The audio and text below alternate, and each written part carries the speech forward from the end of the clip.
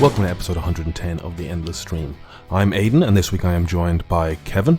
We are two artists, illustrators, filmmakers, and all-round shit talkers, and each week we take some of the endless stream of content brought to you through Netflix, YouTube, Amazon, Disney+, Spotify. Wherever you get your content, we take a chunk of it, we watch it, and we talk about it. This week we are talking about Guardians of the Galaxy 3, we're talking about the comics of the week, we're talking about the Pope's Exorcist, we're talking about the Jamie Foxx vampire film Dayshift from a few years back. We're talking about me wandering around the city of Chicago and potentially going on a road trip. All this and more on the Endless Stream. If you like what you hear, please subscribe to the podcast. Head over to iTunes and Spotify. Like, subscribe, rate, review. All of those good things really help us out. And you can go to Instagram as well and follow at The Endless Cast. We put up art to go with each episode. And that's a great place to reach out to us and offer a differing opinion, suggest something for us to watch, tell us we're idiots, tell us we're geniuses. That's a great place to do that. You can also send us an email at theendlesscast@gmail.com. All of that being said, let's get into the episode. But Kev, sorry I went away for a week. No need to apologise, my man.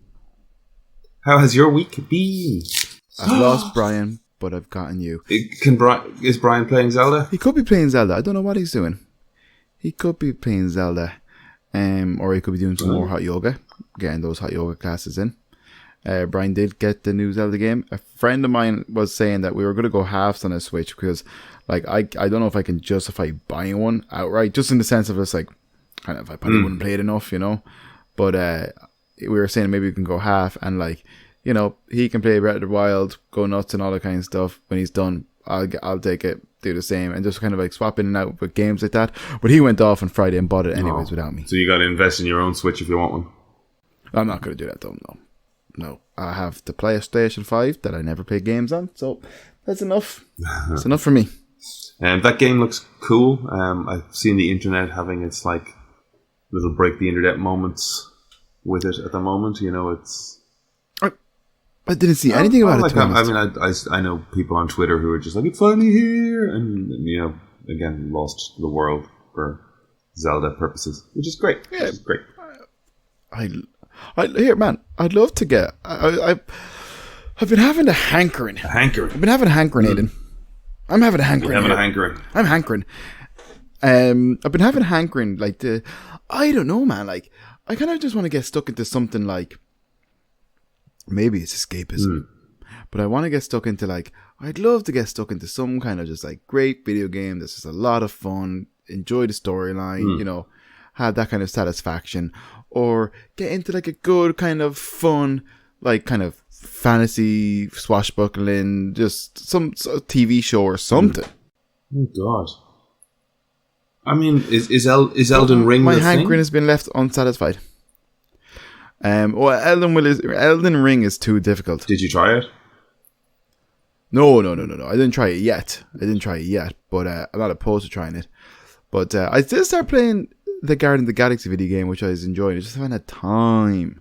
I haven't had any time. Time is the thing, isn't it? Time is a thing, man. Yeah, like I was saying, my relationship with video games reached a point where it's just like I'm just watching videos and keeping eyes on releases and stuff like that, and like it's very top level, very top level as well. Like there's so much indie game stuff that like I have no notion of.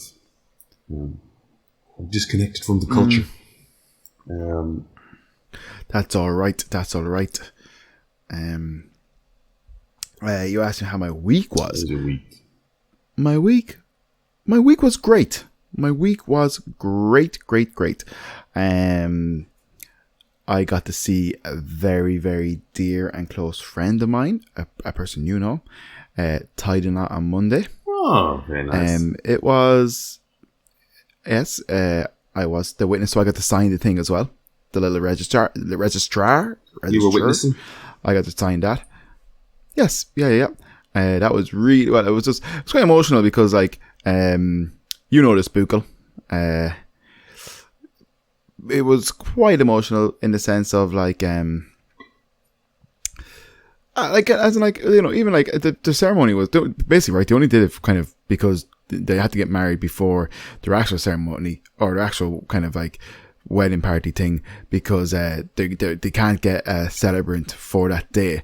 So it's just like, get married officially, and then when they're having their actual wedding thing, they can get one of their friends, I think it's going to be the groom's sister, my buddy's sister, it's going to kind of like do the ceremony. Do you know what I mean? So it was just kind of like they were just doing it, but it's not like the official big day yet. But it was just afterwards I was with him, and we all went for dinner. It was only a handful of us went out for dinner, and it was just really nice moment of just being like, I'm really fucking happy for you, pal. This is incredible. Can't believe you're a married man about to lose your virginity. Good Lord, you'll have to tell us what it's like as non-married That's exactly guys. what I told him. Yes, but and then in a strange turn of events, it was actually his stag party yesterday. This is backwards. You're doing it wrong. Yes, he's doing it wrong. But no, like I said, it's kind of a case of just like with the way the venue worked out and not being able to get a celebrant, it was just easier for them to get married kind of officially, whatever day, and then just kind of go ahead with the plans as normal. And still save all the kind of vows and the kind of speech, that kind of like, they didn't do any vows on the day, you know what I mean? Like, so it's not the official wedding. I don't know if I'm explaining it very well, but you know what I mean. So we had a stag party yesterday, and that was a lot of fun. It was so much fun. Where did you go? What did you do? Well, it's kind of funny because all the lads are like, kind of like, oh, geez, Kev, thanks so much for like organizing such a great day and blah blah. And it's just like I felt like I felt kind of like I didn't do a lot, lads. Like it was kind of just like go-karting, bowling, chicken goujons, cocktail sausages. You know what I mean? It's like this is a child's party, but we had a fucking savage time with the go-karting. The go-karting was class, and then good old fun, playing a little bit of bowling. And then into town for a lovely meal in Happy's. If anybody is in Temple Bar or around Dublin, check out Happy's on the Quays. The staff and the guys there are amazing. I think the owner / chef, well, definitely the owner, Jamie, was super, super good to us. And was super generous as well, and sent us down like a big load of shots courtesy of them. They were so nice and accommodating. Really, really nice people.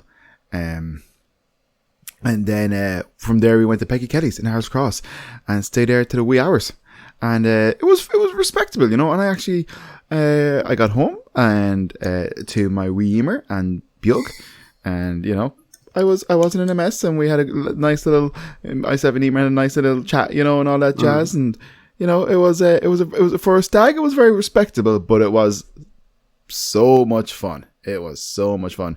My buddy has good people around him. Oh, that's good. Yeah, and felt the love. He had a blast. It was amazing. How's your go-karting? Well, you see, the go-karting was funny because technically the first time I raced, I actually was, when I started, you're just in your different positions, like 1, 2, 3, 4, 5. I was number 3. So when we all, like when the flag went and we all tore off, I overtook 1 and 2. Mm-hmm. And nobody overtook me for the entire race, right? Right. I overtook another person, which means I lapped the person coming last. All right. Right? And then when it came to all of us pulling in at the end, into position or whatever, it looked like I came like second to last, like 5th. Yeah. Where it's just like no, I came first and I lapped, but I think they were just going off of the finishing position.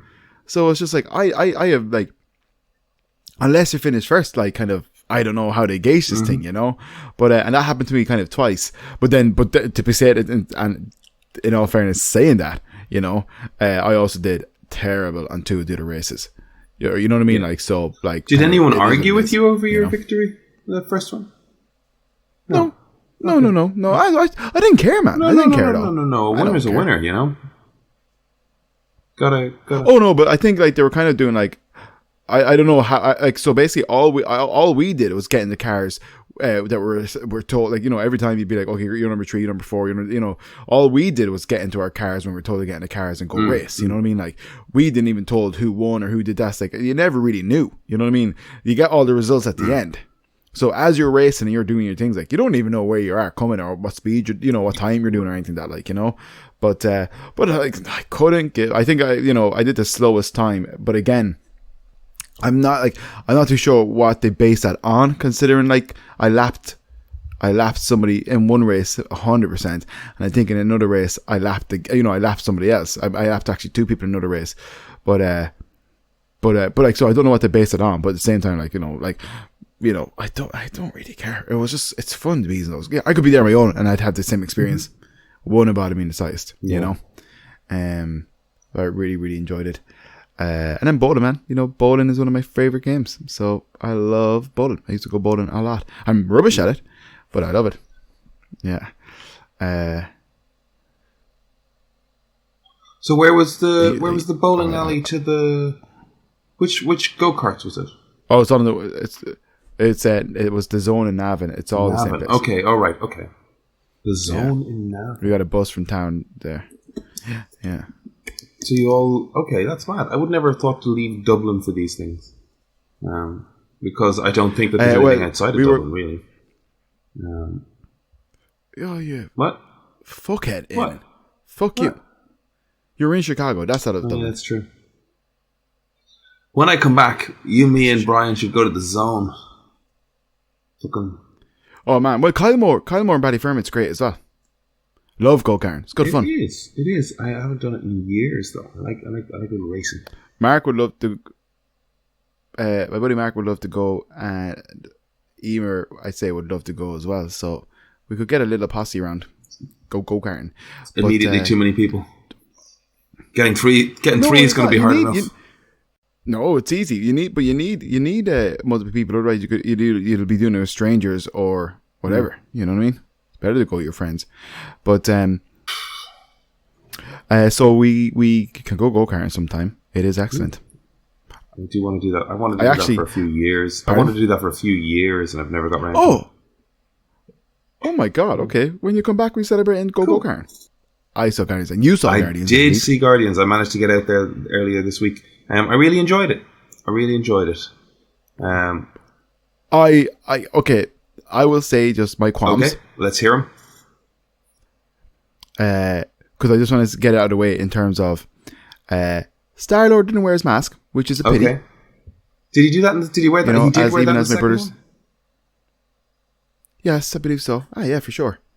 Yeah, and he wore true different. But anyways, even my brother said he was the most comic accurate he's ever been, and he never wore a mask, which was a bit of a pity. Okay, right, but not by all means this is nitpicky, I would have liked to have seen more from Adam Warlock. Yeah, because I really enjoyed how kind of that opening fight scene and all that kind of stuff. I felt he was very underused, considering how much fucking how great shape the guy got in. Yeah, he was very oddly underused or utilized, or oddly utilized. I think what was interesting about how they did use him was I was very worried immediately that he was going to become this two-dimensional thing that you didn't give a shit about, and it's why are we even doing this? Like Bane and Batman and Robin, it's just this thing that's here. It's well, why did we do this at all? Yeah.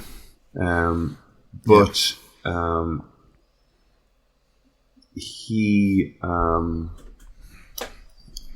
over the course of it, they turned him into a reasonably empathetic human character. Though he cared about his mother, he cared about his pet. He was able to understand emotion. I guess it took him a minute to do that. But here, look. The thing is, when I say kind of it's like a criticism, it's not. It's just kind of wanting to see more of a character isn't necessarily a bad thing. It's a compliment, that kind of way. Yeah. And then I couldn't quite remember what happened to Gamora, or how she came back into it. Now I know that was probably dealt with in Endgame and all that kind of stuff. It wasn't. That's not criticism of the movie. It was. What happened to her?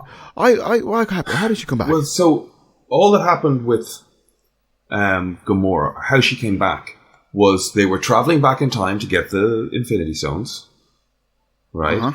And in traveling back in time, they reached a point in time where Nebula and Gamora were still working for Thanos, at which point Thanos goes, oh, I see what's happening, and hijacks their time travel, and comes to the future. So yes, he comes to the future with a Nebula and a Gamora, and they manage to, between the surviving Nebula that we know and the past Nebula and past Gamora, they manage to convince her to turn on Thanos, but she's not the Gamora that had the couple of years experience that let her fall in love with the Guardians and fall in love with whatever.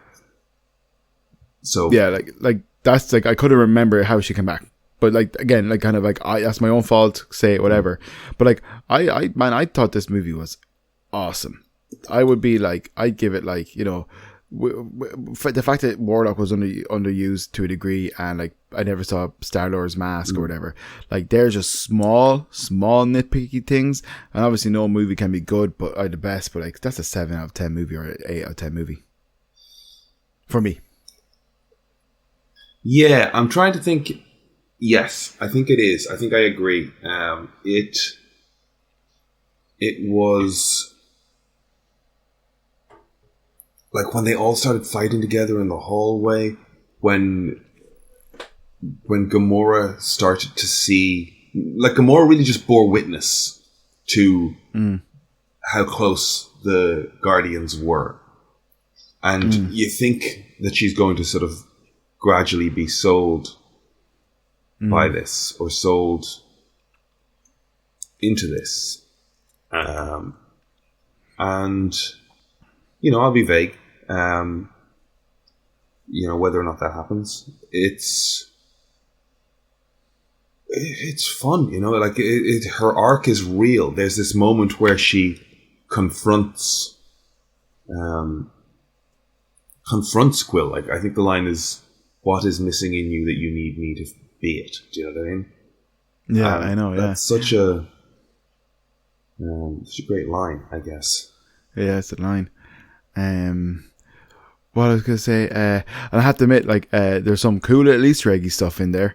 You know, telling Cat and Groot to go like full kaiju. And and he kind of turns into the real old school Groot looking kind of Jack Kirby monster. You know, it was class. But like somebody who because I don't think I watched any trailers for Guardians. Maybe a teaser, but I don't think I watched anything. So I had no idea what storyline was going to be about. I had no idea it was going to feature Rocket Raccoon's history, origin, or anything that like. But I will say, like, fucking hell, the High Evolutionary has been one of the best villains in Marvel in so long. Kang is like kind of Kang who? Fucking High Evolutionary was terrifying. What did you think? I thought he was great. I thought that performance was amazing. The desperation in him, the cold violence, the lack of empathy. Like the odd, detached, eugenics-driven sort of path towards an ideal. It was great. He was really, really great. I wouldn't say Kang who. I mean, they've done a great job of like building us towards Kang, and I still I would say I don't think so. I disagree. You don't think they've done it? I think no, man, not necessarily. Yeah, don't get me wrong. Like, kind of Loki Kang was class. You know, there was parts of Ant-Man Kang that were class. However, we've also seen Kang just being beaten twice. Like beaten twice now. You know, he's not as formidable and as they made him out to be. But the High Evolutionary was like pretty fucking terrifying. I suppose you're right. You know, like we've already seen like Kang get like what's Kang's edge? There's just hundreds of them. Do you know what I mean? Yeah, and like he always says like, "Oh, were you the one with the hammer and stuff?" And it's just like, well, even if you did beat them, sure, you got bet by Ant-Man. I suppose you're right. We have seen him get beaten. a couple of times now. Between, I guess he died in Loki, and he's in Ant-Man. Do we see him anywhere else? I guess we got a teaser for him in Ant-Man 2, or in at the end of it for the Loki season 2. But have we seen him anywhere else? Mm-hmm. There's so many Kangs at the end of Quantumania that it's hard to know. Are we supposed like the 3 that we saw that were like the top tier of that Council of Kangs? Are those the ones we have to worry about? I hope not, because they need to fix that CGI then. That's something we could say about that Guardians movie as well, is the CGI was on point. It looked great. I don't think there was a ropey moment. I don't think so. And even those gross flesh suits characters are in, like, they purposely, they look like those like micro, the ones we talk about, microscopic creatures. Can't think of the name of them, but they were silly, but they were great and they were well done. Yeah, what's the name of those extremophile? I'm not sure, buddy. And Nathan Fillion fucking did great. Yeah, he did a great job. He's I was laughing that like he went from being James Gunn's leading man type to James Gunn's like third cameo goofball. You know what I mean?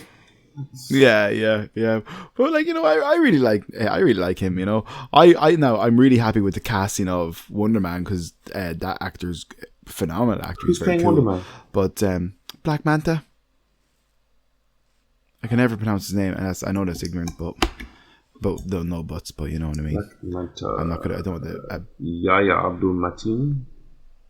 Yes. When I say pronounce it, I don't have it to hand, so I didn't know.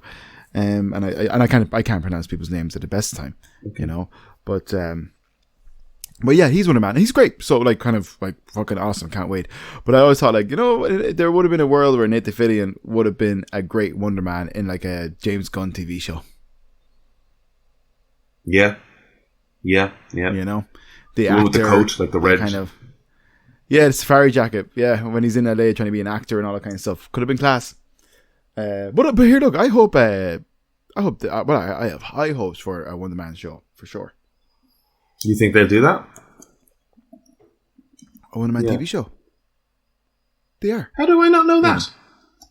I'm googling it. They've cast the Green Reaper, who's Wonder Man's brother, quote unquote Green Reaper. It's not, the way there's different Green Reapers in Marvel, but yeah. Wonder Man. I'm sorry. I'm looking for this evidence of the series now. Yeah, I've done my team. Ben Kingsley. Is this a Disney Plus? I thought it was a movie. Yeah. I think it's going to be a You're TV probably show. right. Oh, fuck. Okay. I guess I got the wrong end of the stick in that entirely. I probably said it already. Sanford Green illustration of Wonder Man. It's so good. Yeah, I was watching somebody talk about the fact that like the Marvel Cinematic Universe kind of doesn't have a like figurehead character at the moment. Like it was Iron Man, and Cap maybe, and we don't really have an anchor point. Spider-Man, but no. Like he's so intrinsically tied to Sony at this point that they're not going to build a franchise around him, because if they get into a dispute with Sony again, they're fucked. Yeah, they don't. Now, well, yeah, I think you do have Captain America, like Anthony Mackie. That doesn't work, does it? Well, I hope so. Okay, we'll see. I didn't enjoy Falcon and Winter Soldier much. Oh, I kind of did.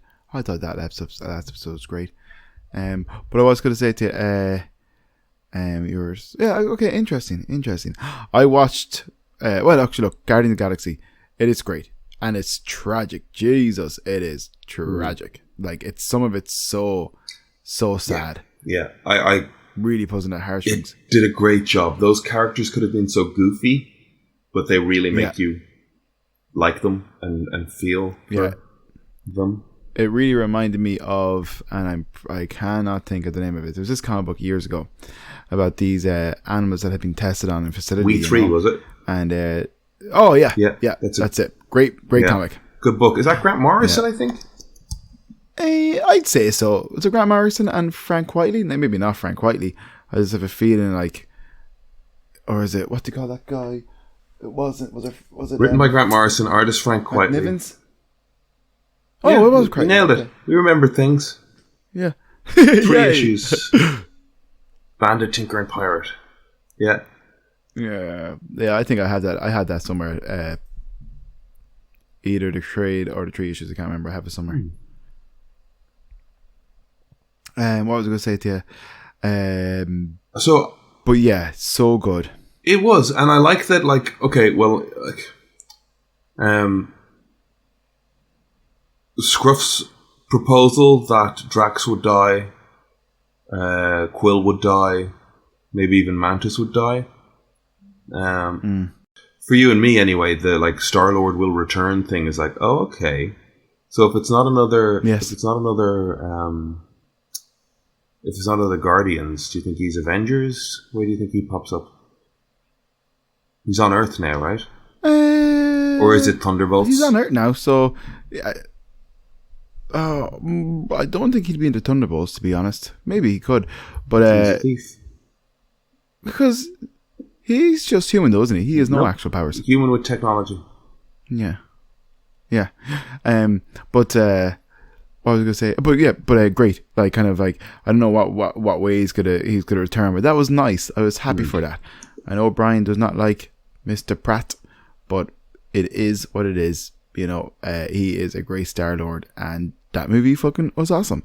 I was also going to say there was other Marvel news, but I don't know if you heard about it. Tell me. So, unfortunately, the Blade movie has been put completely on the back burner now. I didn't see that.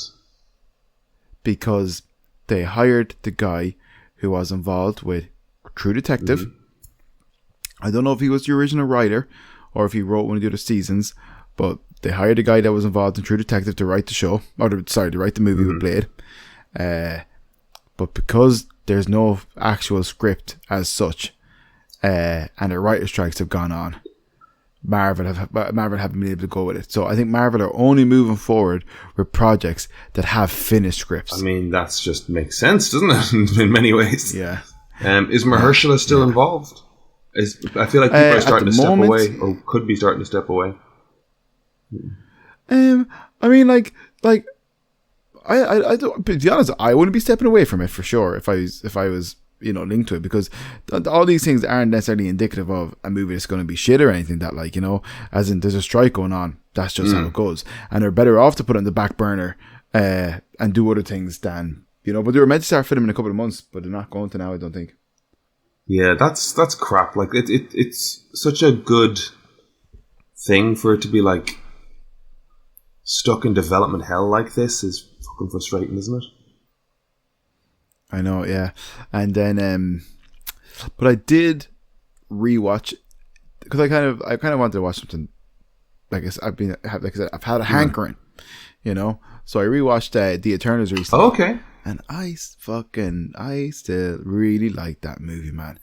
Really, really like it. I think there's good things in it, but there's so much stuff at the start that is we weren't sure if we were going to do this or we were going to do that, so we've done both, and we're not sure. You know what I mean? Like the opening. There's two openings. Like the cave, the sort of Paleolithic era, and then the Babylonian era or the Mesopotamian era.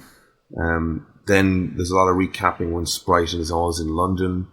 There's a lot of it's just very heavy-handed in many ways. The characters are great. I do like the characters a lot. When Icarus first arrives, he's so impressive. They did a great job of making their Superman.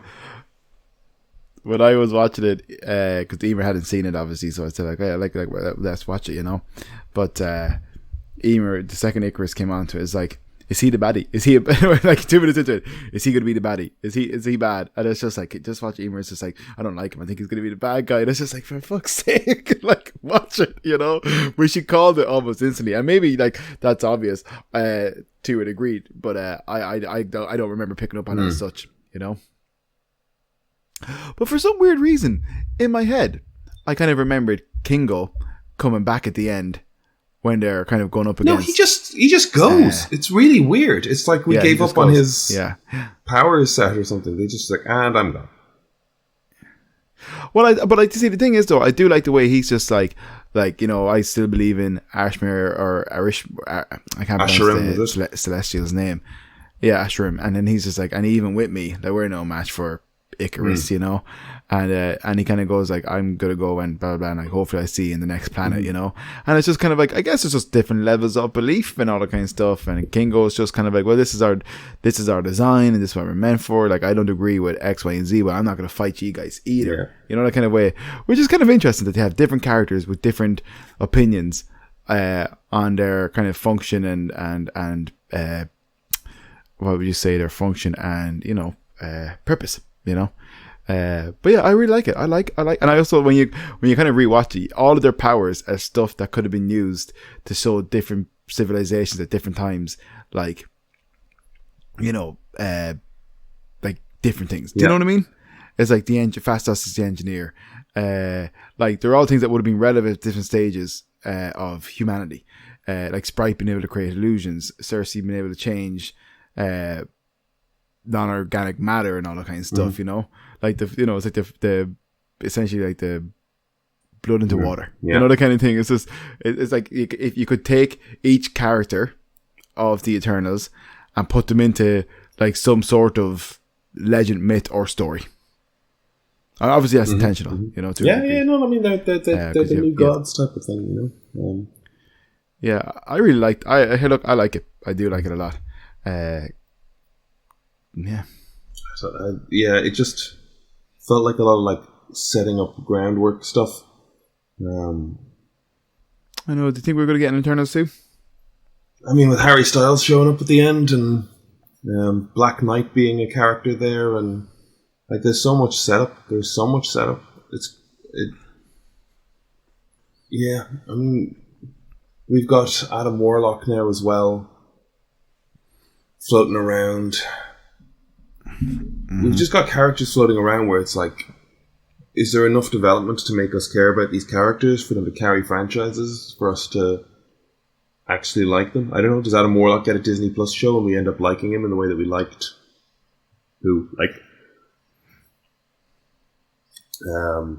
Wanda? I mean, Wanda was pretty light on screen until they gave her a lot of time, Yeah, but like they do build up to things, but that was like when they have like phase 1, 2, 3, 4, 5, 6, 7, 8, 9, 10. It's like in my mind, phase 1 was kind of Iron Man 1 to Endgame. That was like that's one over. Well, I mean that's the Infinity Stone saga, but that's 3 phases. They were very specific. Saga then. That's one saga. Yeah, which is fair. Okay, fair. But it's like as in like that's one chapter. But like it's just they're not. What are they building towards? Yeah. And if they're building towards anything, they're not doing it in a kind of in a clear linear narrative direction. Well, we're getting like spotted bits and pieces, and it's just like, come on, guys, like kind of do something more cohesively, and it's pretty much the second they started doing the TV shows, things got just a bit OTT. I think there's a little bit where it's like, we've got Secret Wars, I guess, is our Avengers, but it's like, well, then call it fucking Avengers Secret Wars or something. You gotta like manage this branding. But I don't know, we're talking about Marvel. We're talking the same concept a lot. Like, it's stuck. It's stuck, and we want it to keep going. Fair. Look, we'll see how it goes. Anyway, regardless of this, one of my main takeaways from Guardians 3 was DC is in like relatively safe hands. Well, that's it, isn't it? Now, if they give him decent control, like I know Brian has his issues with James Gunn. Well, I like the Guardians movies, and I've liked other James Gunn things. Suicide Squad. I think Suicide Squad is a bit disjointed as a film, but Peacemaker is really good fun. I enjoy that a lot.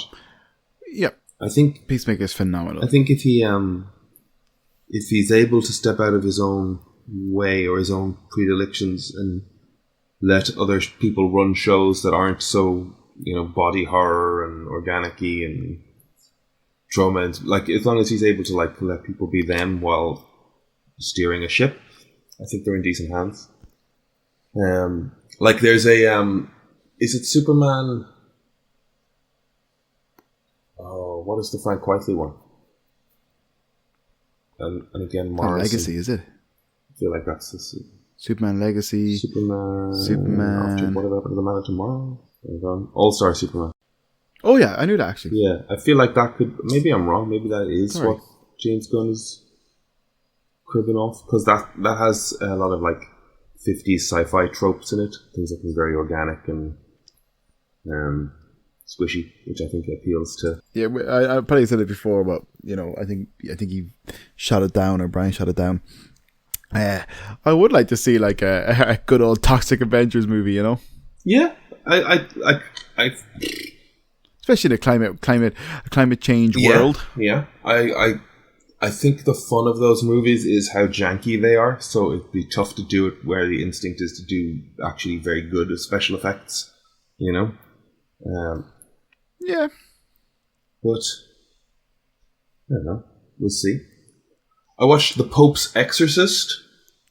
Well, and then that's the man in the that's Russell Crowe. Russell Crowe. Was that shot? Was that someone that shot in Ireland? Shot in Ireland, actually. Now that you say it, yes, I believe one of my customers' partner was doing the makeup on that movie. Was it like head makeup artist? And an animator I worked with was a camera assistant on that. She was a trainee camera. No way. I'm not entirely sure of her title. I don't want to get it too wrong, but yeah, I don't know that lady's title either. But them. I was very fucking awesome. Yeah, I saw some Instagram posts where I was like, oh, holy shit, she worked on this movie. So I then watched that movie. And I saw a clip going around TikTok of Russell Crowe being like called up in front of a council of 4 people. And he's just sitting there like wide like man spread legs with a black coffee being, I am the Pope's Exorcist. It's such a like buddy cop, 80s cop movie vibe. It's like he's been called in because he's causing too much trouble, And he's like, "You're reckless, Murphy." Yeah. Like, what makes you think I got to answer to you? It's that sort of vibe. Yeah. It's that like you have to answer to a higher authority, and goes, my boss is the Bishop of Rome. My boss is the Pope. Take it up with him. And he walks out like he's doing Italian, and I'm doing like New York cop thing. But like I was watching it going, this is so funny. This is a New York cop movie. With exorcism. And may I ask, what did you think? I really enjoyed it. I had a lot of fun. Oh, great! It's a horror movie. Yeah, but like the thing is, by the time you've seen one Exorcist movie, I probably have said this on the podcast before. I'm a huge horror. I was a huge horror fan. Now when I was in college, I used to buy all like the slasher movies, the monster movies, you name it. But kind of as a young kid, a teenager and stuff and things, it's the one thing that I really just couldn't get into was like the exorcism stuff and the devil stuff, mainly because I was really afraid of that shit. I was a bit more like, oh my god, like kind of don't fuck with that stuff. I don't even want to see that stuff. That stuff was like, it's like bad juju, but I don't care about that stuff now. Crazy. If that superstition's working on you. No, I know. Look, kind of this is kind of being more kind of I guess more, and probably identified more as a Catholic in a sense back then. Do you know what I mean? Like, growing up, you're going to a Catholic secondary school, you're in a kind of Irish town or whatever. You know exactly what I'm talking about. It's like it was more prevalent on a day-to-day, maybe weekly basis. You know what I mean? But and I was younger. I was definitely younger when I was I probably stopped caring about these things in my late 20s or my late teens, early 20s, whatever. But I was never into them. That kind of way. They always freaked me out too much. But now I like them. Yeah, and this is the thing. Like when you watch it, it's just like child is possessed, knows some stuff about the priest, gonna throw up, gonna like body disjoints and walks around the place weird and floats and hovers, and it's all the same. Yeah. Like once you've seen one Exorcist movie, you've seen them all, I guess. But it's fun. It's done well. Russell is fun. They've got Franco Nero, the guy that played Django in the 70s cowboy movies. Italian actor is playing the Pope. Mm-hmm. So if you remember Django Unchained, where they go to yes, when they meet Candy for the first time in the bar upstairs, and the humans are fighting, and Jamie Foxx is at the bar, and the other guy's there, and he asks him his name. He goes, Django the Asylum. The guy's like, I know, and it's because that's Franco Nero who played Django. Okay. I do know what he looks like now. In all fairness, I would be aware of him, but it's like there's a Django TV show as well. I don't know about that. It just came out. Django. Pretty sure it features. I'm pretty sure it's more based on Nero's one. So there's because it's a white guy. What's fun about this, and like I wasn't sure it was going to happen, but as we were watching it, it's got like a national treasure kind of like Indiana Jones, couple of mysteries to solve and secret rooms and books and things like and it ends setting up sequels, and it's got a little bit of a like John Wick kind of like under the Vatican there's rows of people at desks typing and like investigating, and it's not like sexy tattooed ladies in pencil skirts, it's priests, but like you can see what they're kind of doing, it's like because they're building a little world building thing, and it's that John Wick thing, the high table, the upper floor, the concierge, the sommelier, all the like. You've seen speaking of John Wick, actually, you've seen John Wick 4, right? Did you see it? Oh, you didn't? Okay, no, I didn't. No, sure, I haven't seen 2, 3, or 4. Okay. Yeah, and I was quite a fan of the original, but no, because I was just going to ask a customer of mine, a gentleman by the name of Ross. Shout out to Ross. Ross is a good dude. Dublin Book Review on Instagram, or I think Ireland's Grub. Check him out. But Ross said, I think it was Ross that said it. It was the fourth was better than the first. He's like, it's actually he loved it. He really loved it. I believe it was Ross that said it, if I remember correctly. But yeah. Well, yes, I've heard good things. Like the fact that it's 3 hours long, it does feel like they put together a bit of an epic here. But like again, it's 3 hours long, and somebody said like John speaks a total of like 200 words in the whole movie. You know what I mean? Like, yeah, but I don't. What do people care about that? No, I'm not saying that like a bad thing. I'm just saying like just know the type of roller coaster you're getting into. Oh well, okay. Well, it's a John Bloody Wick movie. You know what I mean? Yeah. But he was never the most talkative guy, was he? He was not. Yeah, and I kind of you've got different characters. You just got different characters. Some people are talkers, some people are walkers. Some people are both. Okay, yeah. I see what you're saying. I have no idea what I'm saying. I'm delirious and wrecked. Are you? How are you? Are you tired? I'm a bit tuckered out. I was very tired last night. I went to the night before last. There was a thing on in the Lincoln Lodge, which is a comedy club here, and it was like an album recording for a guy who'd been like, he hosts a couple of things that I've been to, and some comedians were like, "Hey, come along to this thing," and I was like, "Cool, I'll come along." It was kind of the idea that there'd be like a drink session afterwards, but like by the time I got to the gig and was sitting in the back watching the man do his thing, which was great, but I also just was kind of falling asleep because I was just tired. And then I went out and stood in a bar for 10 minutes and was like, I don't know enough of these people. I don't know who to go and talk to or insert myself into the middle of, so I just got on my bike and cycled home.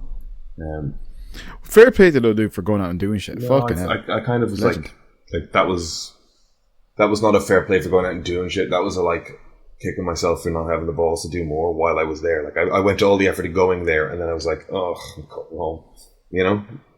Well, I sure look, you were tired, but it's a step-by-step thing, buddy. Next time, you can do a little bit more. Yeah. For sure. So, Pope's Exorcism, you recommend it? I do. I think the Pope's Exorcist is a good bit of fun. I think you'd enjoy it. I think, Okay. Russell Crowe's characterization. Again, he's a funny. It's funny seeing the sort of like cop vibes. It's funny seeing him like he rides around in a Vespa. You know, like doing the Italian bit is funny. Maybe not to Italians, but to non-Italians, it's pretty hilarious. Oh God. This week, Chris is in Ireland for a few days. He's back midweek. I think we're talking about going on a bit of a road trip after that then. So I'm sort of starting to like Google some places that we can go there. I'm not sure if it's going to be the end of this weekend or end of this week or early next week or whatever, or early the week after. And that's going to affect recording podcast though, so just to bear that in mind. Speaking of your road trip, is there any place in particular that you're kind of hoping to hit up? I'm trying to work that out at the moment, you know, like, so the sort of, the anchor point we're using as sort of like loop is New Orleans. So we're in Chicago. We were talking about heading out east towards like Louisville, Nashville, down towards Atlanta, loop around to New Orleans, up through Memphis, go to Graceland, back up to Chicago that way through St. Louis. But like, again, nothing is actually fixed there, so we'll see what happens, comes, whatever, you know? Yeah, fair. Like, so far all I'm doing is like eyeballing cities, but I'm also then going, well, what's there to do in and around there? You know what I mean? Like, it's like looking at Google Maps, it's like a 33-hour round trip. But you got to break that up into like X amount of hours of driving a day and then doing a thing while you're there. You know what I mean? Rather than... yeah, that should be fun though. Yes, for sure. My God, it's so exciting. You're going to go to Nashville. I'd love to check out Nashville. And New Orleans. They're like two of my, on the to-do list.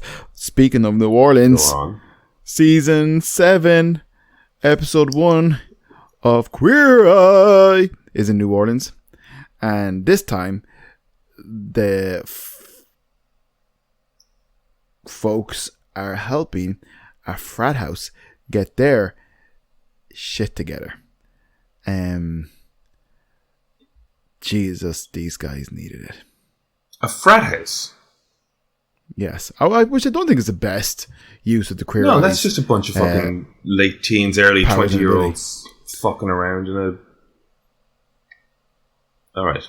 Paid for house kind of thing, like, yeah. Seems pointless. But look, kind of, they needed it, but at the same time though, they were disgustingly filthy. Like, I kind of, the stuff of nightmares. I have nightmares about stuff. I actually have nightmares about stuff like this.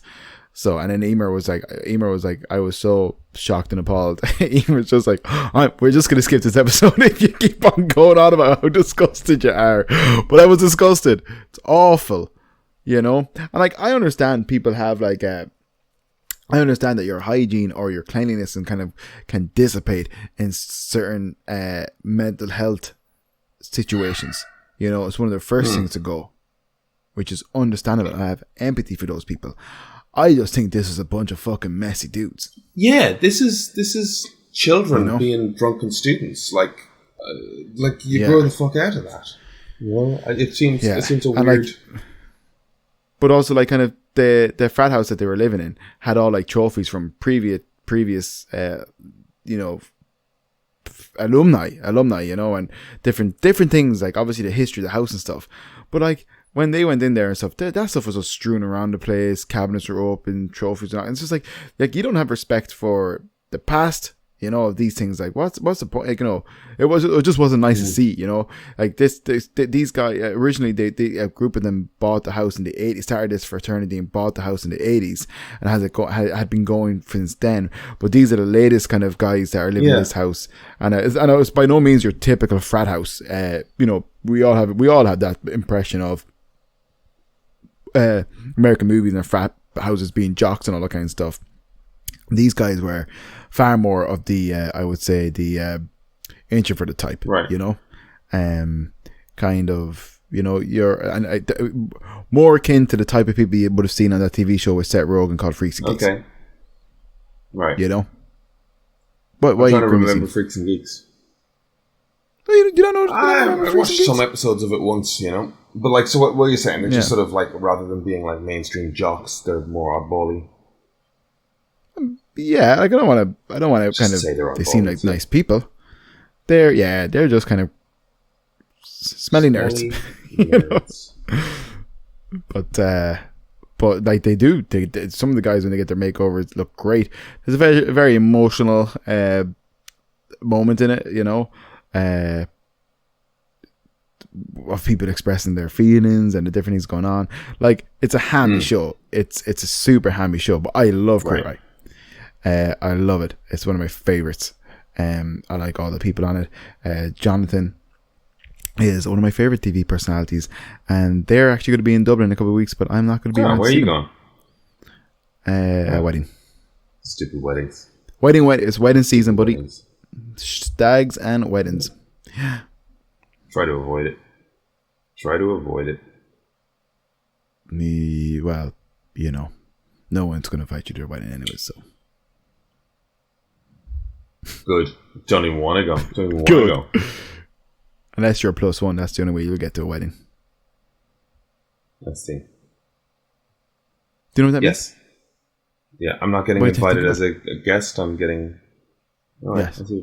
You're a single person's +1. Got it. That's literally the last wedding I went to. I know, that's why I said it.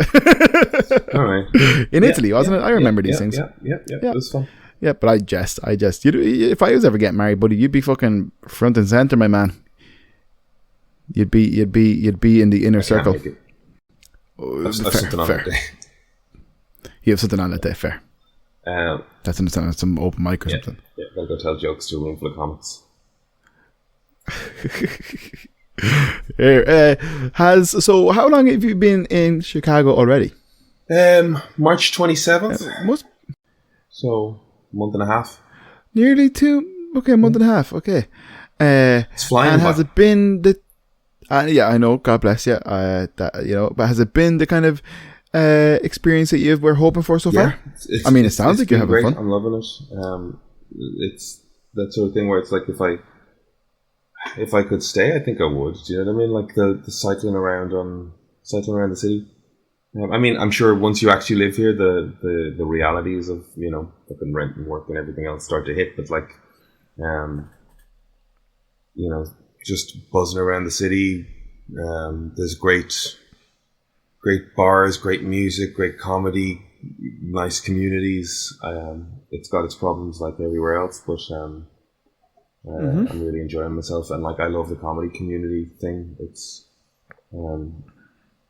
stunning as a city. Like once you go and look at the buildings, it's gorgeous. You know, it gets very fucking cold, and I haven't even experienced that. You know what I mean? Like it gets snowy and chilly, but like I came at the right time to avoid. But it's been great. I'm actually, you know, dreading having to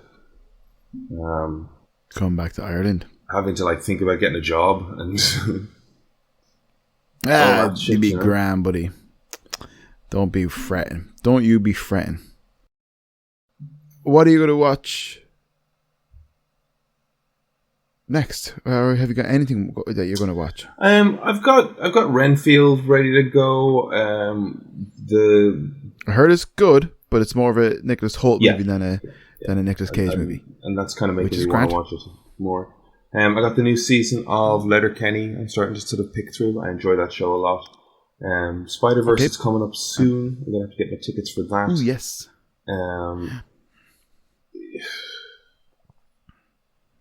My brain's amazing because I was in a comic book shop the other day and I looked at the Spider-Verse toys, you know? And I saw one of the action figures and I was like, oh, that seems a little bit spoilery or something. And I can't for the life of me. And I was kind of disappointed, like, oh, I wish I didn't do that. And I can't for the life of me remember what it was. Well, that's good. That's your brain protecting you, right? Yeah. Yeah, my brain really is good. If someone tells me something to say now, keep that to yourself and don't tell anybody, I'll forget it straight away. I went to a place yesterday called Gallery F in Chinatown. And it was a very cool, like, street art and pop art and culture art gallery. I did leave without buying anything, but with the complete intent of going back because I just needed to do that cooling off period thing where it's like, well, okay, that's $20, that's $40, that's $55, that's $15, that's $22. And it's just like, right, I'm about to buy a lot of stuff very quickly. And I went, you know what, I'm going to come back here. Are you going to bring back a present when you come back from Chicago? No, I think I'll buy myself whatever I want, really.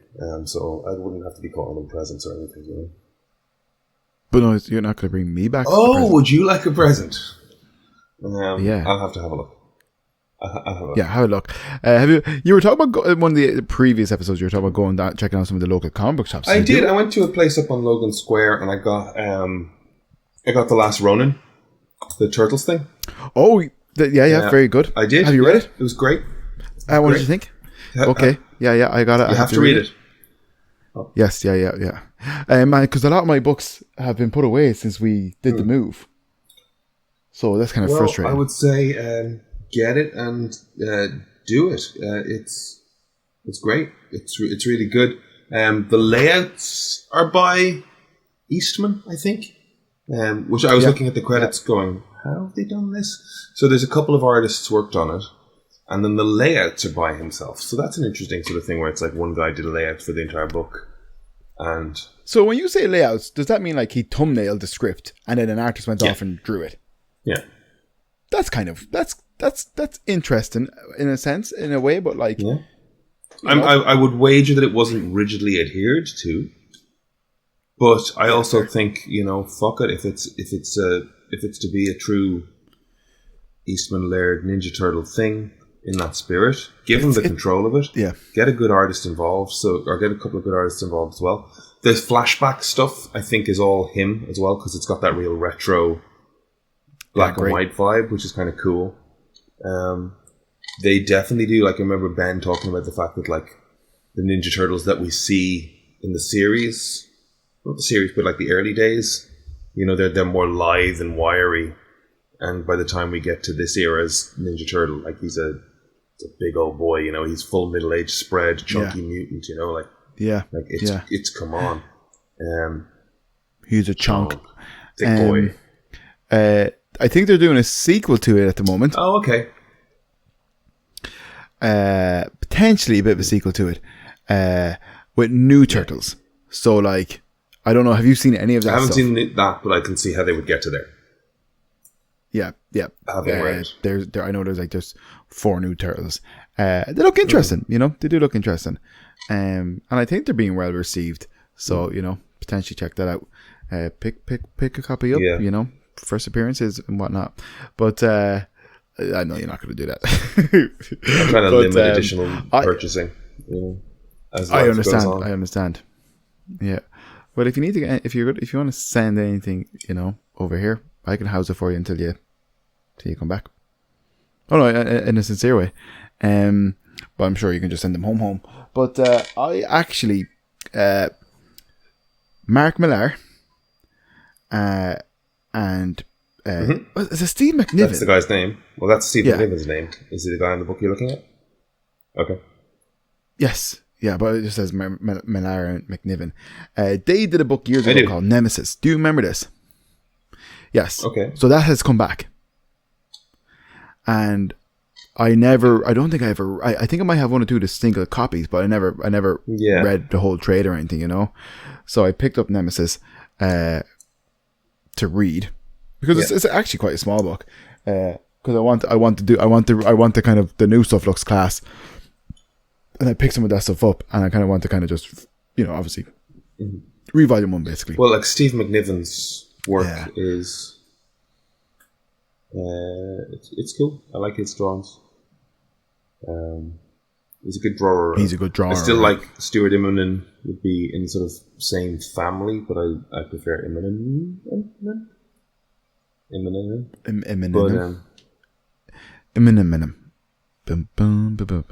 I think Nemesis was like they were shopping that around for TV series for a long time. I think like that. I'm not sure if it ever happened or what happened, but I feel like that was part of the like Jupiter's Legacy, Netflix-y. Jupiter's Legacy. That was a utter It's an utter scutter. Yeah, such a disappointment, a waste. Because the book's good. The prequel to the book is phenomenal. This is a relaxed bit episode. Is that what they call it? A relaxed bit episode of the end of the stream, isn't it? Yeah, I mean, I actually watched a lot of stuff this week. Considering, I went to a bunch of stand-up nights, cycled around the city a bunch, watched Jamie Foxx's Dayshift, the vampire movie. What? Okay, you mentioned Jamie Foxx. What happened to him? What happened to him? He's out there. He's working. He's clinging on to life or something, wasn't it? His family say that he's like what doing better now. He wasn't in a critical condition or something. I don't know, man. I don't even read I don't read articles. I only read headlines, and at this stage, I skim through headlines. I don't read even all of them. If it's more than 6 words, I'm not having it. Here's the thing with the way I'm living at the moment in Chicago. I wake up in the morning, I go to the gym listening to music, I write shit all day in the living room on the couch watching bad Netflix, I cycle out to comedy shows and come to bed late. I'm not looking at news, which is not great, but it's like I'm really not looking at news. Is Jamie Foxx was hospitalized? Sorry to hear it. The vampire movie was fun on Netflix. It was actually better than I expected it to be for a Netflix show. It is fun, yeah. Chris suggested that it felt a bit bro-y, and I'm like, some of the fight scene stuff, I'm like, yeah, actually, there's a little like,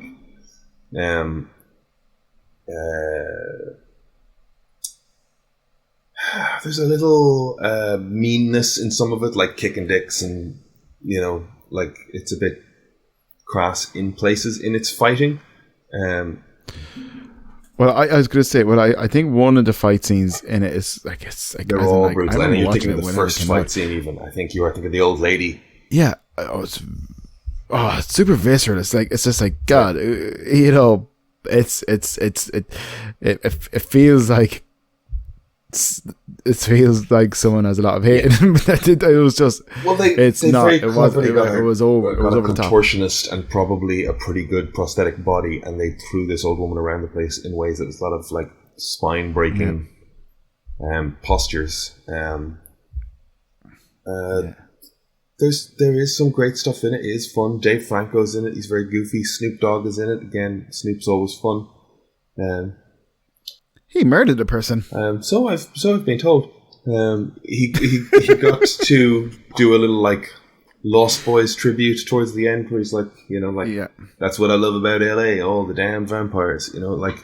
Again, got that like John Wick world building hierarchy vibe, where like you're walking into a union hall and there's everybody doing paperwork and stuff, and it's like, oh, they're all doing it now, pal. Yeah. They're all doing it now. Yeah, they're all trying to like put that together. Did you watch the trailer for the Continental? Actually. No, sure. I haven't seen. I can't watch the trailer in case it spoils anything from 2, 3, or 4. Won't spoil anything from 2, 3, or 4. It's set in the 70s. Yeah. I'll watch the trailer. Yeah. I think it's like a 3-episode miniseries thing. Okay. It's just like, I think it's the origin of Ian McShane's character in the hotel, the Continental. Yeah, great. Looks good. Looks like what you want that world to be. And like a 70s vibe, like disco music. Yeah. And then like slow-mo walking on streets and like lots of people with guns and fun stuff. That's what we like. That's what we like. Dayshift, pretty good. Yeah, I honest to God, I don't think, like, we talk about, like, I guess it's just a pretty busy time for us all, because it took me 3 days to watch Eternals. You broke it up over? Putting on at night. No, not intentionally. Kept on putting it on at night and falling asleep. Did you break it up over 3 days? Is it? Well, that's what I mean. Like, but not intentionally. Right. We kept on putting it on and then falling asleep. But that's not the movie's fault.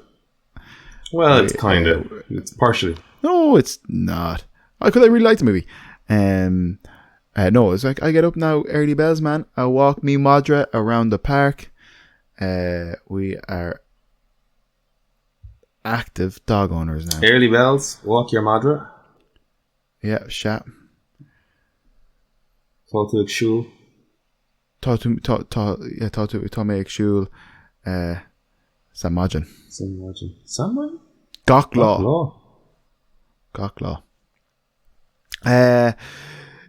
Is me sé cuivin? Cuivin? Sha. As tátu again if? Gach lá? Sha. What do you do every day? Sha. You yes every day? Yes. Yes, I do. You walk your dog? I walk my dog every day, yes. Well, of course. That's like, I have to. It's a living creature. But, and she's actually, dog update, she's fucking doing great. She's doing so good. She's like, her recall is pretty good. And we can actually take her off the lead.